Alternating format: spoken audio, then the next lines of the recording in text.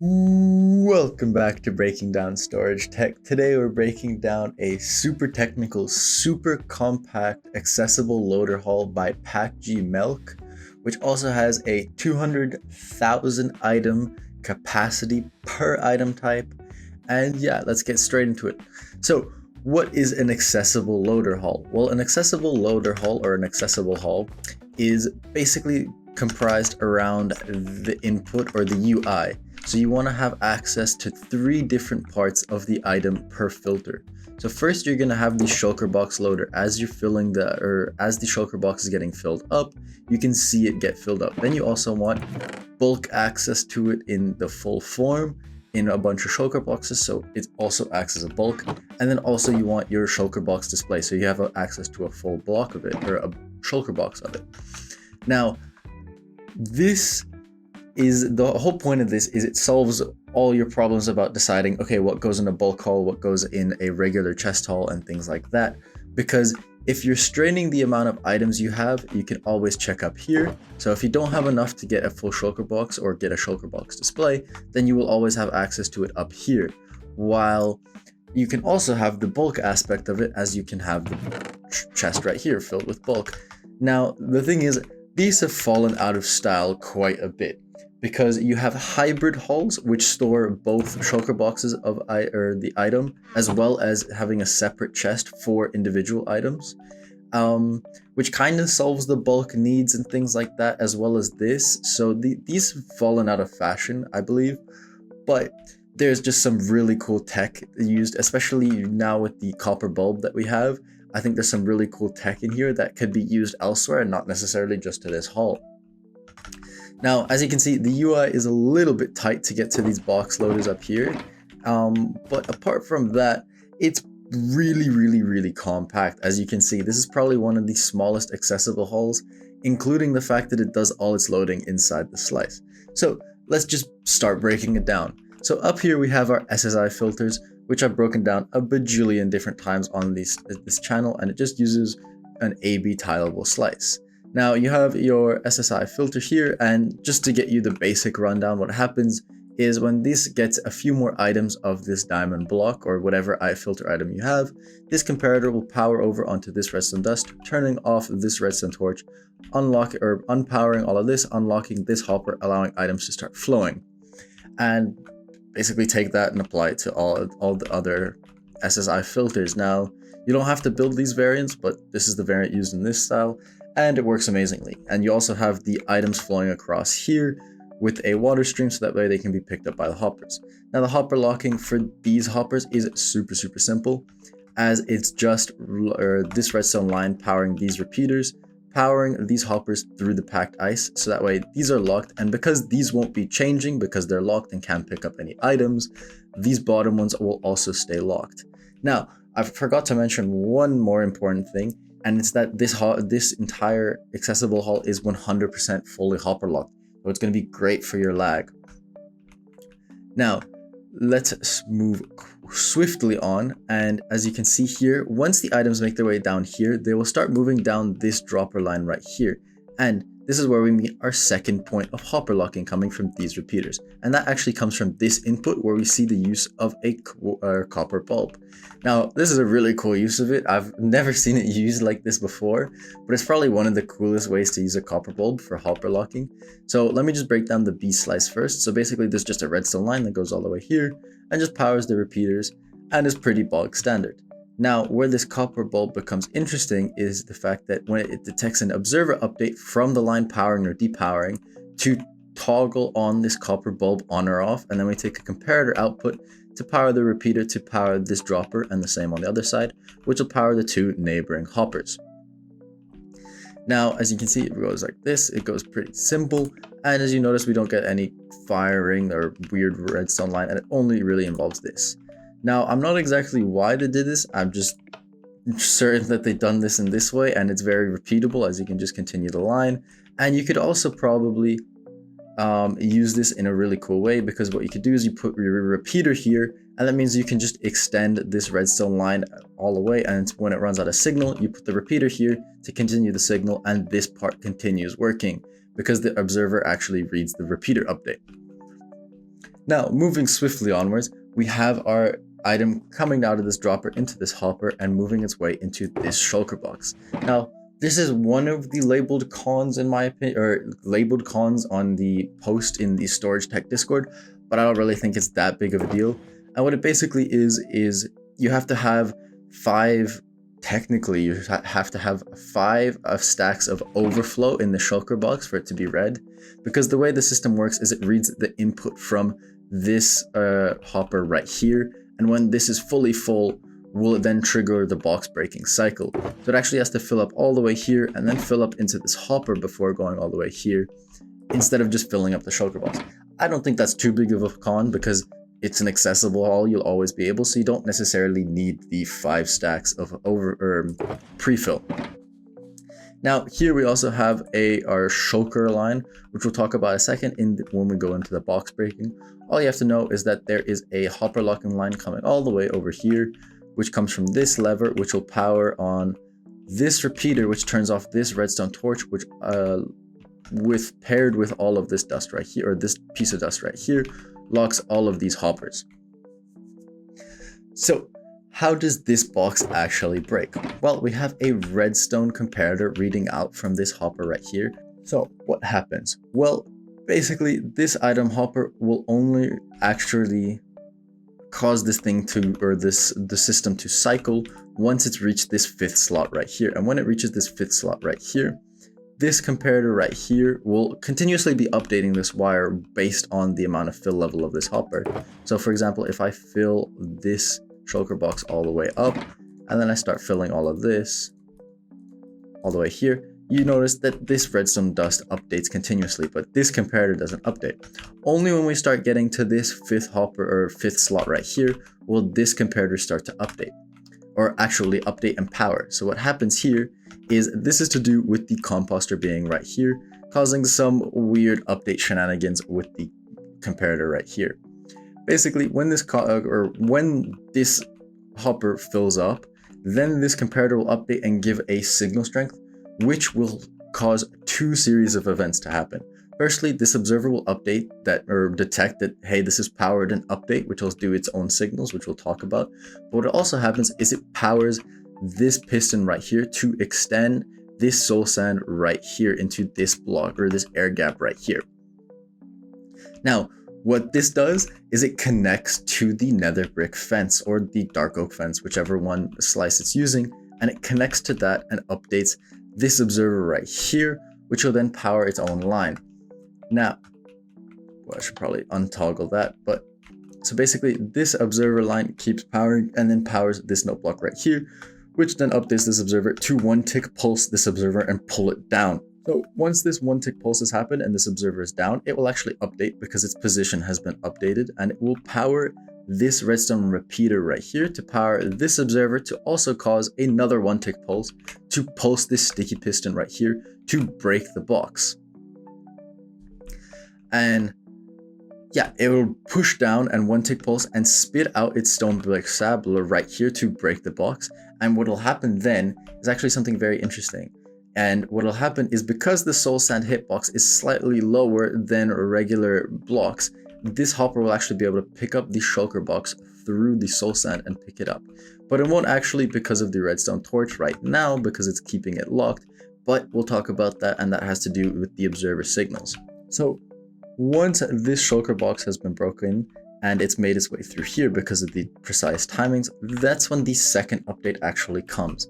And this comes from this redstone repeater actually depowering, which will cause another observer update in this observer right here to power this block and 1-tick pulse this sticky piston to pull back up its stone brick slab, as well as power these activated rails to pulse this dispenser to shoot out its replacement shulker box. Now, this again has this line that we explained of the hopper locking, and yeah.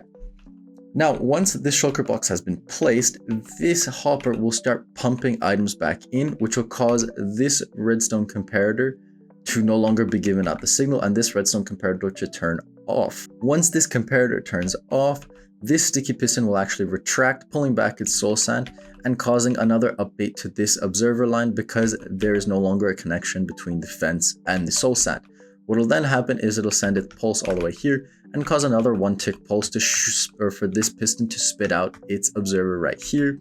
And then the top, or basically this section of it, has completely reset back to what it was, and the system can keep functioning as normal. Now, what happens to these series of signals? Well, what happens is this observer will update when this comparator gets powered, and that'll send a signal down to this repeater right here, as well as, but firstly, this observer right here to power this block and update this activator rail. These two signals are sent in such precise timing so that basically it acts as a pulse extender. And it's a really weird way, but when you're dealing with one-tileable slices, or single width slices, I guess you could say, this is a really commonly used mechanic. And what happens is we'll update this observer to power this block and power this repeater right here to turn off this redstone block or redstone torch, which will turn off this redstone repeater, and turn on this redstone torch, which will turn off this, which basically unpowers this hopper right here, this hopper, and this hopper, and basically allows items to flow all the way from this hopper all the way down into this chest right here if it's not fully full. And if it is fully full, it'll just back up into this hopper here and here and here. And when it backs up into this hopper, it will, or when this hopper is fully filled up, it will start to push into this dropper right here, which gets powered when this line turns back on, when this whole thing runs its course from the two signals and it all turns back on. It'll power this dropper, causing it to spit out. And this is where you would have your water stream to collect your overflow, and this is where it becomes overflow protected. And that's basically the whole box loader part of it, as well as the overflow protection. Now all we have left is the box display, which I think is a super cool box display. It's decently compact. The only thing is it has some weird hopper locking mechanics. So just a note, the hopper locking right here works like so. So you have a input right here, which causes these repeaters right here to power, powering this block right here to unpower this redstone torch and cause these to power, powering the neighboring hopper right here and the hopper right here. And this hopper is powered when there is a shulker box right here. And we can turn that off. So let's get into it. So basically, this whole system runs off the idea that this box actually has items.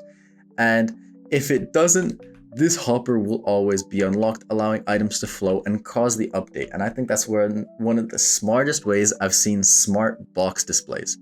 For those of you who don't know, box display is just something that takes a shulker box out of your chest and displays it for you. And then there's automatic or smart box displays, which if you have no items in here and no item in the box display, what will happen is as soon as you get an item in the chest, or a shulker box in the chest, it will pump it into the box display.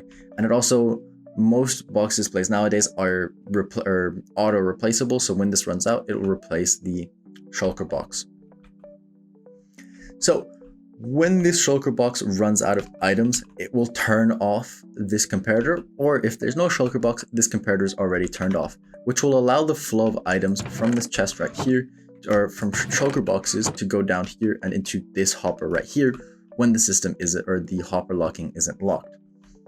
And once it reaches this hopper right here, this comparator will pick it up. Because this hopper will go on cooldown. From when this gets unlocked, it will immediately pull, and this hopper will immediately pull the next tick, but then this hopper goes on cooldown before pushing it into the dropper. Now, while it's in there, this comparator will update and quasi-power this sticky piston right here to push this composter up. This does two things. The first one is unpowering this comparator right here with some extra repeaters for timing reasons, but this is done to send an observer update to this block. And you may remember this block from this system right here, which does the unlocking for all of this bit. And that's because that's exactly what it's for. It sends another signal to this so it unlocks. So for example, if you only have one chest or one shulker box in here, but a bunch of shulker boxes in here, all of them can start flowing down into this chest to be used later on for either box replacement or for your personal use. Now what this composter also does is when it moves up here, it powers this comparator to lock this hopper, so that way no other shulker boxes, if they're coming into the system or when replacing and you have a bunch of shulker boxes here, like in this case, you no longer, or it doesn't pull anymore. So that's how this shulker box display is bufferless. So once it makes its way down, then we have to talk about this observer signal right here. This observer signal will come from this sticky piston updating from this comparator right here. And this will double fire, but we don't have to worry about that for now. And double firing is, it'll power once or twice, because once for when this piston gets powered by this comparator turning on, and then once for when this sticky piston turns off from this comparator turning off. And this just basically runs this observer line all the way here. So basically what happens is when this observer updates, it will update this observer right here. Or when this observer gets powered, it'll update this observer right here, which will power this block and power this piston. We'll talk about this observer signal in just a second. Basically what happens is it extends this piston up here to power this block and power these two pistons. But this piston doesn't realize it's powered because it's being quasi-powered. But this piston right here gets one tick pulsed to push this composter into this shulker box right here, causing the shulker box item to get pushed into the composter. So that way when it's later retract, it can just get pulled into the hopper. Now, what happens is that when this observer gets moved here, it also updates this cobblestone wall, causing it to get attached to it, which will cause this observer to update, which will update the block next to it, causing this piston to push the observer back down, resetting the system, except with the fact that this composter is right here. This is where the second signal I talked to you comes into play, because this second signal that comes from this this piston unpowering actually comes into play here to cause this entire thing to play out once again, except this time so that it retracts the shulker box. Now, let's talk about the last bit of this shulker box display. Okay, so now let's break down this section of the box display. So basically, we have the same input coming all the way through here, and the observer detects it, which then is observed by this observer to send a signal down here and power this redstone torch on and off. And there will actually be two signals coming from this observer detecting the powering on and off of this observer right here. And what happens is that the item the shulker box, when it's making its way down here, it will actually make its way into this dropper, because none of these are locked actively right now because the hopper locking is off.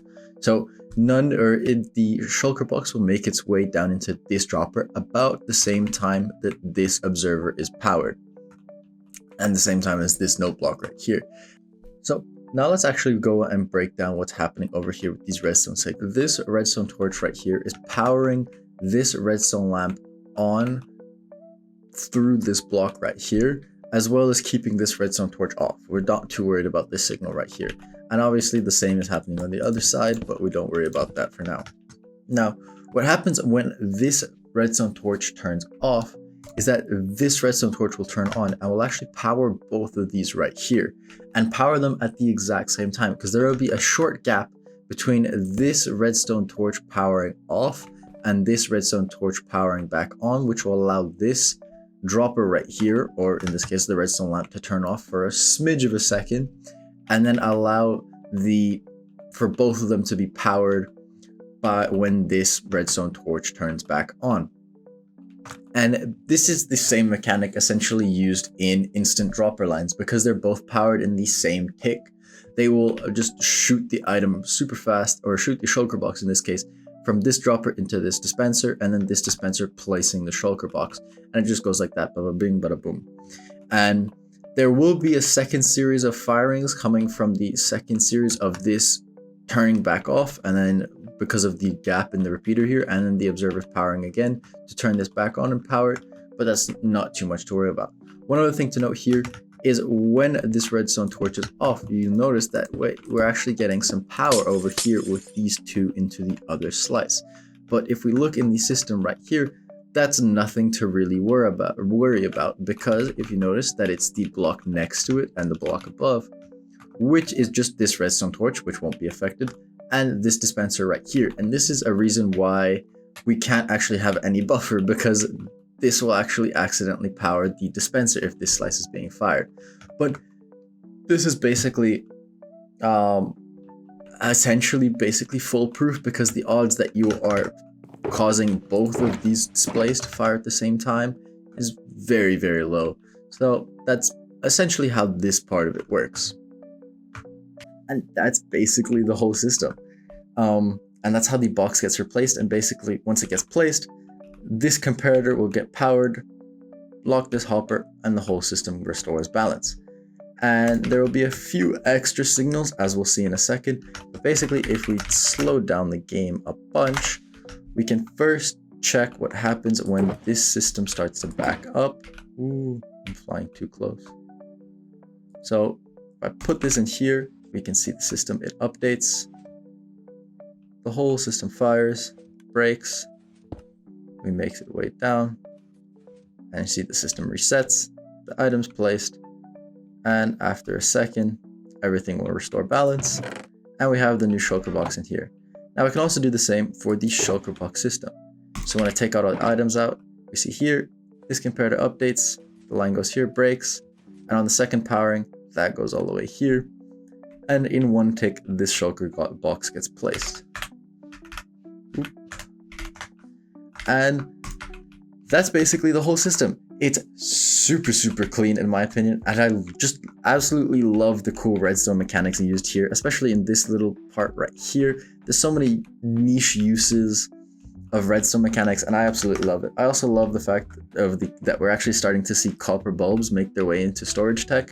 And yeah, just one thing to note, I made this mistake myself, is this note block right here isn't used for manual braking, which it does not cause this shulker box to break, whether it's being loaded or not, because it all is dependent on the shulker box breaking is dependent on this series of signals to unlock this hopper right here. Because if you just press this note block right here, it'll update all the system to break the box, but it won't unlock the hopper. So you'll just get the item or the shulker box just sitting right here on top of this hopper, all weird like. So note to any of you who decide to use this system, don't press that note block. But yeah, that's basically the whole system. And I think, yeah, it's just a super cool system. Really, really clean UI, even though that people aren't using accessible halls too much anymore. I think the UI is pretty nice. And overall, a really cool system. So yeah, thank you for watching.